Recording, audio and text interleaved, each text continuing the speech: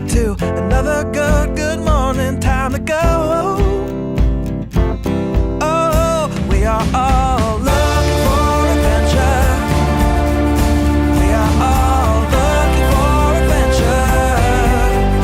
We are all Welcome back to the 3x5 Live podcast. I am alive and well. Survived TransRockies. We got balloons and fanfare behind us. We do. Because my parents and sister and brother-in-law decorated on my office and our house. I was going to say, your sister did our house too. So yeah, exactly. He had lots of balloons and gifts and motivational posters when he got so home. Sweet. It was awesome. So that's what last week we talked about my Muskogee, which was this TransRockies run, 6 days, 120 miles through the Rocky Mountains. If you didn't tune in last week, and the Muskogee is like one big adventure goal for the year. Yep. And that's what this was. So this week we're going to break down lessons learned. We're going to try to keep this short. I have 5 bullet points of kind of like lessons. Not to get too listy here, but I'm going to just kind of try to fire through them. Jesse's going to kind of interject her thoughts along the way. Because I learned some lessons too. So let's do it. So the first one is the power of community. I think we're in this COVID era, and I guess I didn't realize how much I was missing community, but I mean, just the vibration, not to get woo-woo of this entire, get woo-woo. of this entire collective was crazy. I mean, there was 350 people there. There's 100 plus volunteers. So it was a big group. It didn't feel like a big group, and just everybody's positive energy, connecting with people was just so overwhelming in a very uplifting way. I felt it. I mean, I wasn't even, I think something that drew you to the community and which was so great at fostering that was that every person in there had that shared interest of doing this race and, yes. The struggle and whatever. But I can tell you that even from, I was a support person, I came in day 3 and I immediately felt like, people were so welcoming, even to me, with open arms and asking me questions. And, Bryan had been talking, it was our anniversary, the day that I showed up. And so before I even met people, they'd be like, oh, you're Bryan's wife. Happy anniversary. It was see really, that? really See what cool. I did there? Yeah, he planted some seeds. Yes. But it was a really, really cool experience. And like you said, that idea of community, it's hard sometimes to find your people, right? And usually the strongest bonds are formed when you have a shared interest or a like. And so, we've talked about before that in order to find your community or find your people, it's not just going to show up for you. You have to kind of do some work in order to make that happen and bring that to fruition. And there were so many sub communities within this race. There was a group of women who they had all this gear that said Trail Sisters on it. Mm-hmm. And I had inquired about it because I was curious. And it was a group of women who are across the country. I think they originated in Colorado, but they have these different chapters and they connect with each other through trail running. And, it was obviously such a solid group of women, and seeing them support each other in this particular race was awesome. And just made me think insert whatever into the trail running category, right. Whatever that spark is for you. And that's how you're going to find your people. Yep, for sure. So go find them. Find them. So 2 questions I was asking myself about community was, our 2 thoughts was, your life will be measured by the quality of your relationships. So just fostering stronger relationships. And then instead of asking, what am I missing in my life? Who am I missing in my life? Because at the end of the day, that's what's going to matter. And that's a question that's not just you asked that once. We talk about, seasons of life, it gets really hard to foster some of the relationships that were always so seamless before, when you have kids or when you're going through these different stages of your life. And, talking about work, I think you always have had a superpower to, focus on your relationships and be really connected with your friendships. And I think recently when you're not on track with that, you say so. And I think recently you said, I feel like I need to get back to my relationships. I think you were in training mode, you were in mental mode, and now you're phew, I have some spare time. So if your relationships are suffering or they're not as strong as you want, you can always start whenever you can start. So going back to some of your fundamentals. Yeah. And I mean, when you're talking there, one thing I was thinking about too is if you guys are following me, you may have heard me say I was really struggling to sleep. Oh, and yeah. I was only averaging 3.5 hours of sleep the first few days. And when you're putting your body through so much, you need sleep. And Jessie knows very well that when I don't get my sleep, I'm not the happiest of people. So, but I was waking up still like excited and vibrant. So that told me two things. Like I was doing something I was passionate about, and I was like feeling the vibration of the collective. The community was uplifting me and giving me energy when I needed it. So I just felt that power there, which was pretty cool. All right. Next. We've talked about this before, but really quick, going to hit on the power of thoughts. I, for some reason in my twisted mind, thought day 6 was going to be the easiest. It was actually one of the hardest days because of the elevation game and the distance, and plus it's day 6, so you're tired.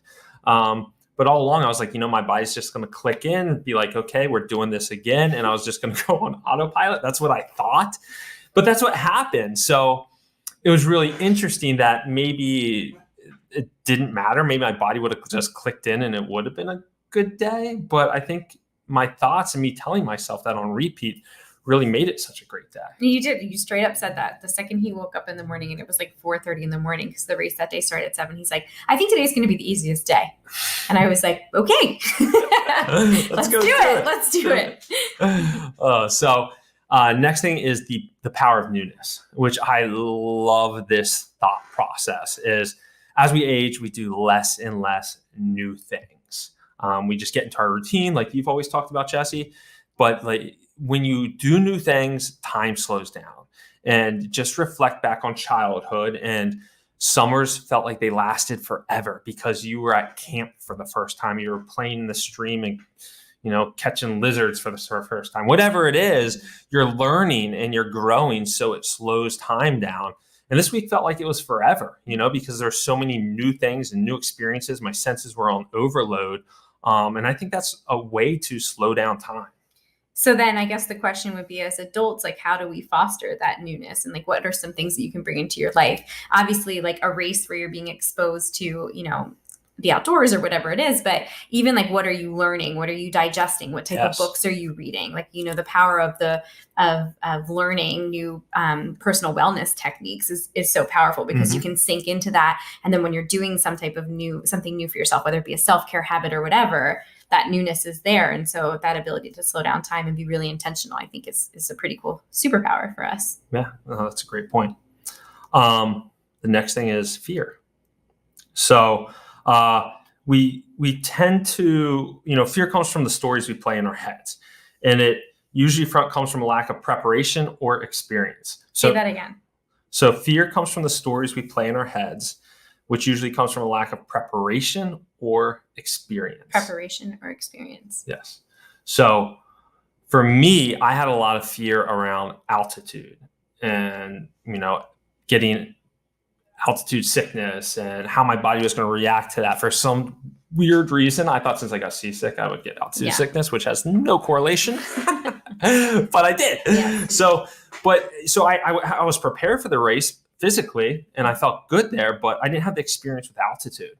And now that I have that experience, like I'm thinking of bigger races out there, of what bigger challenges I can accomplish because I've overcome that fear. So it really made me think about in the future of breaking down, all right, is this lack of experience or is this lack of experience or is this lack of preparation? Whenever I am feeling fear, and then kind of chunking that down and working backwards.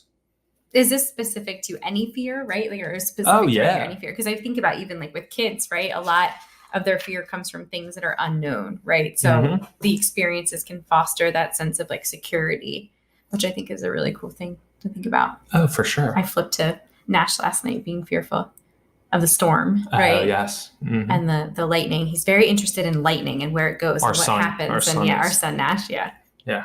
Anyway. We digress. I digress. Always comes back to the kids. It's a fear right now. I know. And the last point, guys, which is awesome, is it's never too late. The people that got the biggest cheers at this race were the people that were coming in the last 2 hours. That had been out there for 6, 7, 9. It was like 9.5 hours yeah. on day 6 that people were still out there on the trails. Yeah. So, I mean, people, it was all different physical abilities and body types and ages, like people in their 70s. 80s. There was a guy in his 80s, wasn't there? I think so. Maybe. Yeah. Well, up there. And I mean, couples in their 60s doing it together, father-son duos, daughters out there, and seeing the emotion on their face when they finished was pure joy in my heart. I mean, it was so inspirational. Not the people at the front of the pack, the professionals that were there. That was really cool to see. But just seeing the sheer joy on these people's faces as they finished was so inspiring. And it just made me think, like, it's never too late. Like, if I wasn't doing this now and suddenly I saw this and I was in my 50s or 60s, it's just like,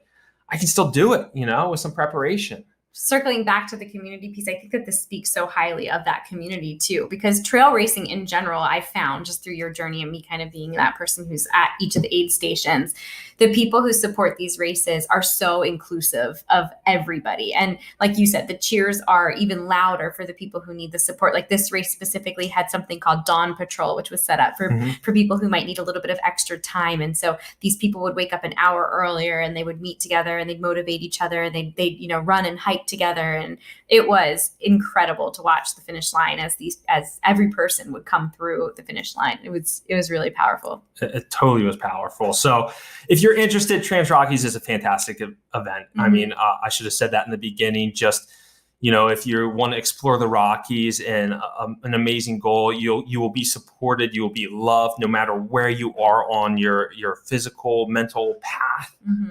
But it's an awesome, awesome experience. I can't speak highly enough about it. Or you find someone crazy enough to do it and you just support them. Yeah, exactly. There's a lot of people doing that. So that was my lessons learned from the TransRockies. Short, sweet here. And anything else? No, I think that you nailed it. Boom. We nailed it. We made it back from Colorado. So if you haven't subscribed to the podcast yet, please do. Write a review if you haven't. Share with a friend. Until next week. See ya. Bye. Hello world, wake me up to another good morning. Time to go. Oh, we are all